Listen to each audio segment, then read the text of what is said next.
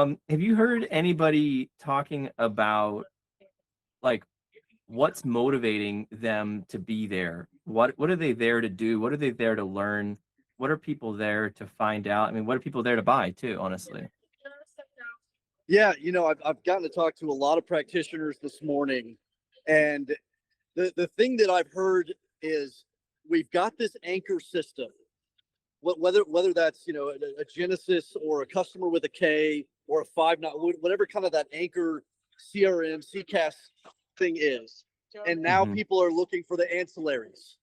Mm, So we've got this challenge, we've got this thing, like we know we can do better here. That's automated QA or knowledge management or something with agent assist.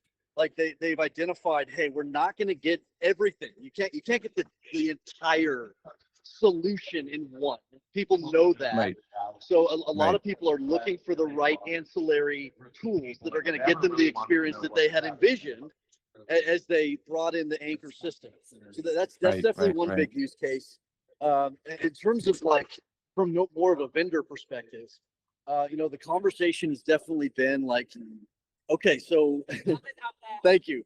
People are certainly hungry to learn and to know, like, hey, where can AI help me? Certainly that conversation is out there, but a lot of these vendors are absolutely, thinking, okay, it's not just about the efficiency play. It's also about the elevating of the experience and how can we help make the humans inside the organization better and smarter in their jobs. If you can't Right. do both of those things, Mm, then you're just lacking. You're just lacking in the conversation. If you're one of those that's just coming in and saying we can save you X dollars, you right, just don't get the same attention, and nor should right, you, as the right, person who can come in and say, here's a vision of what your experience can be. Here's how we can make that better, and here's how your people get to elevate on that journey as well. right, right. Yeah, absolutely. And I mean, Nate, maybe that's a good segue to what we had talked about before with level one through level five of, sort of organizational maturity. Um, you know, maybe you speak a little bit to that and how, how a vendor could fit in, or maybe, what people should look for when they're shopping. Yeah. So I heard organizational maturity. What was the second part of that?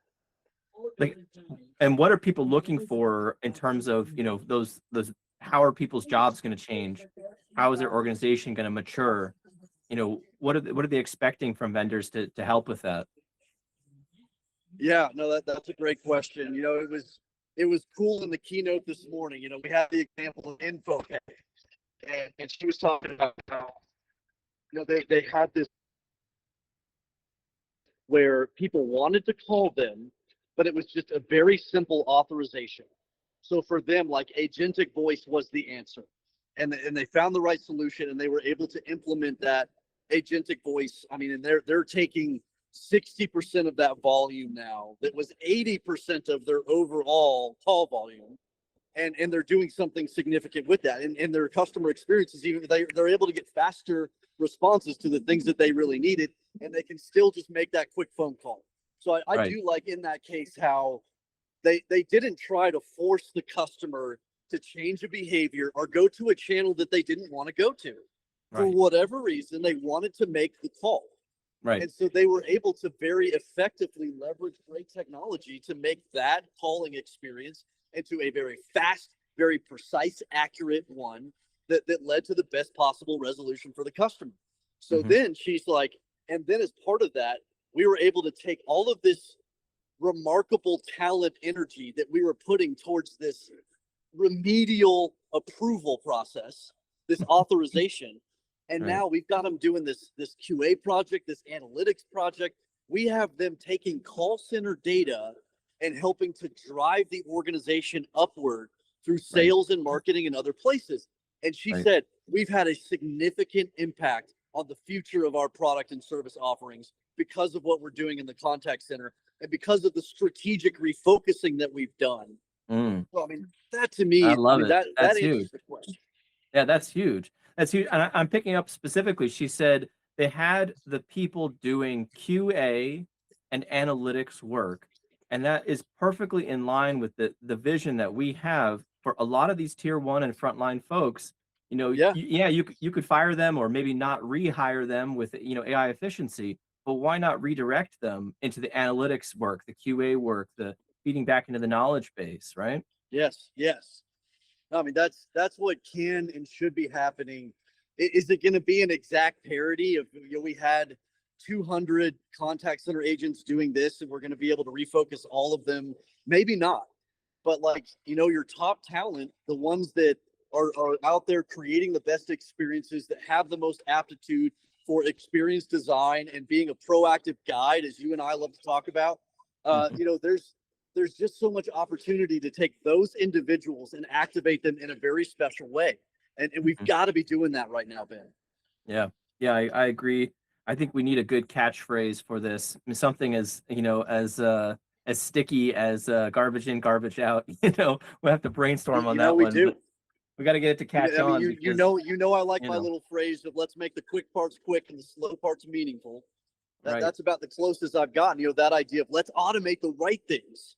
But then right. what do we earn in that? Like, efficiency matters. Let's do it Yeah, really well. Let's elevate our self-service capabilities so that we can slow down, design better experiences, get more intimate with customers, guide them to an experience that was never possible 4 or 5 right, years ago, and do right, something really special with the people involved there.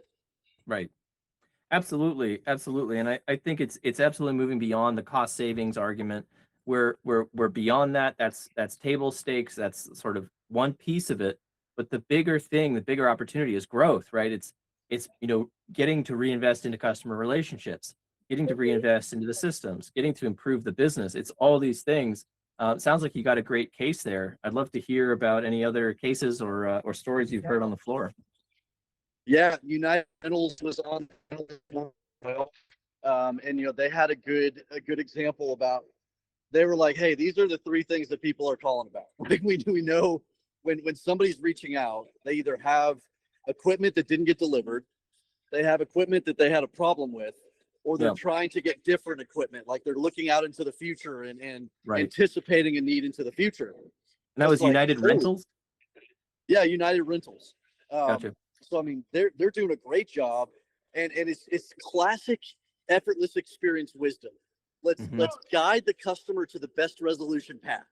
And Right. I love that they're thinking inside out from the customer experience there. So I mean, it's like, let's Right. not throw technology at this problem. Let's focus on the customer need. Let's design from there. So I mean, in the cases there where it made sense for somebody to get good self-service capability to automate that, they were directing them into those automated paths. There are other places where they're accelerating the path to a human and Right. taking away the barriers to that because they know that that's the right resolution path for that type of issue. Right. That to me is so brilliant and strategic right now. We should Mm, not be trying to throw technology at every type of customer inquiry. We should right. be accelerating the right resolutions in the right ways. Absolutely agree with you.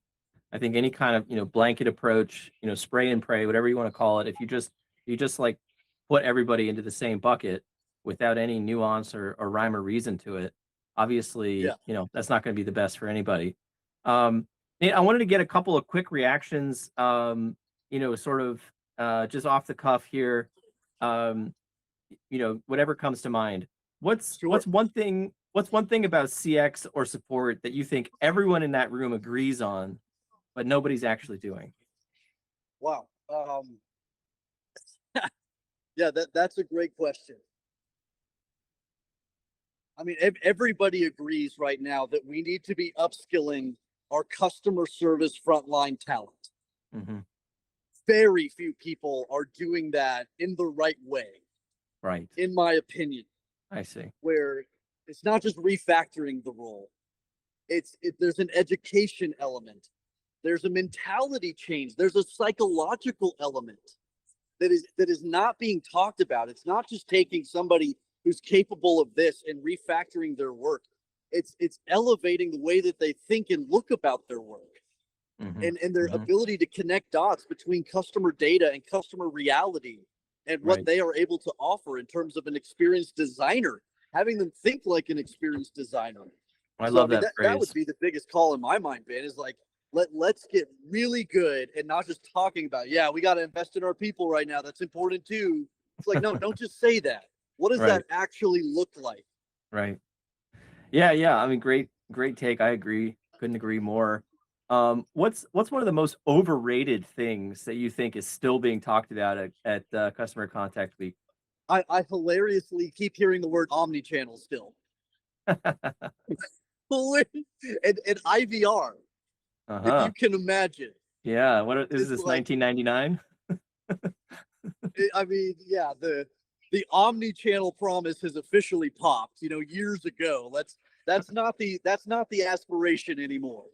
That's an obvious, yeah, you should have been doing that. And yeah, if Right. you're still working on, creating a traditional IVR and you're at CCW 2026, got some bad news for you. It's gonna be a rough year. Yeah, I mean, my internet went down the other day, and I called them up, and I got an IVR tree, and it was like, very quickly, it's like, give me a human. What? Oh, it's crazy. It's crazy. But we Yeah, got to give grace to some of these spaces. I mean, the healthcare space, the finance space, right, it's going to be a little slower for them to be able to, with full regulation and compliance, adopt these new capabilities. And so, grace needs to be extended there as well.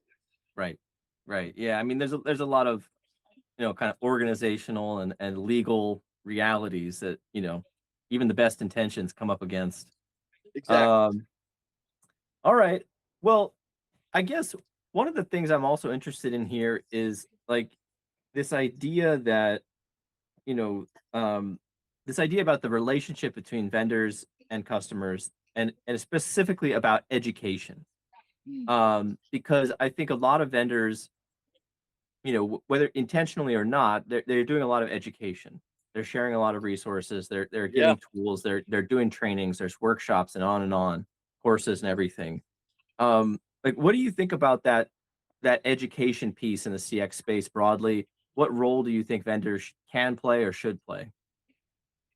Yeah, I mean, so I defer to Allison Groves. She's the customer education leader at Help Scout, and Mhm, I've learned so much from her in terms of how strategic that role can be. mhm, She does not just educate people on the product of Help Scout. She's an experienced designer, and she's mhm, helping to be a proactive guide in the sense of what's the best solution that we can offer these customers. Like, let's dream about it. Let's elevate our mentality around what that could even be, that resolution path, and where we could guide them to in terms of that ideal state. Now let's back up. How do we pull the right levers? How do we bring in the right things? What's the mentality? What's the knowledge? What's the tool intervention? She brings all these pieces together. That in my mind is what a great customer education leader does. And so many of these organizations don't have one. right. It's like, how do you not have that role? Mm. Right, right, right. Yeah, I mean, I think it's inevitable. I mean, if you're dealing with any technology, there's got to be some education aspect of it. I was speaking with a friend of mine who's a public school teacher, and I asked him about, what would be a good way to do education for Yeah. adults, right? Like for people who are trying to learn in the CX space. And one of the things that he said repeatedly was you got to start by understanding where people are today. So Amen to that. it's always relative to, where their starting point is. Um, if level one is like, okay, we're ticket takers, we're doing our job, but we're not doing anything fun. And level five is like we're fully proactive guiding customers to their ideal state. Like, what's your sense of where people are starting from? Like, are people in the middle on this transition? Are there people, a good number of people at the Yes. beginning? Are there examples racing ahead? Yeah. I don't have good examples of that, and I should then. But I feel like so often the customer education program, and I think right now it's especially tempting with generative AI capabilities to just throw out some generic program Right, and to call that your customer education function. So I love what you're right, talking about. No, no, no. That's custom built for where that customer is, how they're trying to serve their stakeholders.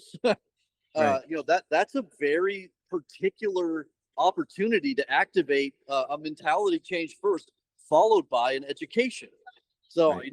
I don't have a lot of good examples of that, which spells to me like an opportunity. All right. Well, we'll have to jump on that one and give people, different education options depending on their starting point. Um, Yes. I think, Nate, you've been to CCW multiple times. You're obviously a well-known face on the CX conference circuit. You've spoken and emceed and done a bunch of events and I'll be right back. getting recognized left, right, and center on the floor, obviously. If you compare with, maybe last year or the last 2 years, what do you think is really, feels different this year? I said it before, the last few years we had that AI row, and like you could smell their doom. Like, you could smell the irrelevance of these people that had not earned the right to be in the conversation and were looking to make a quick buck Right. off these conversations, and this idea of AI adoption, and these executives that were addicted to checking a box to say we're using Right. AI. So there Right. was a lot of those quick hit vendors. This is not that anymore. Like the people that are here, it feels to me like the conversation itself has elevated. People are asking better questions, and they're holding vendors to a higher standard, knowing that throwing AI at it is definitely not the answer. There is a specific way to do it that's going to stick, that's going to help serve the customers in the way that you're anticipating, that's going to lead to actual business value. So there's just a little bit of a patience, a little bit less of a fever pitch environment of let's go, let's run and adopt. It's kind of like, let's be thoughtful about how we're developing this tech stack, how we're designing this overall experience.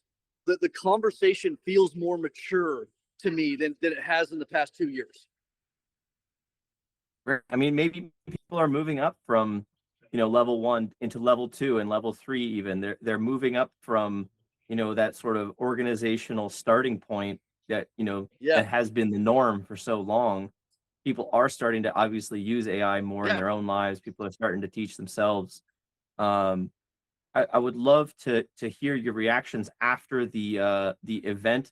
Let's definitely do a wrap up video and Yeah. when it's all said and done and all the dust settles, I'd love to hear your conclusions and takeaways. Well, thank you, Ben.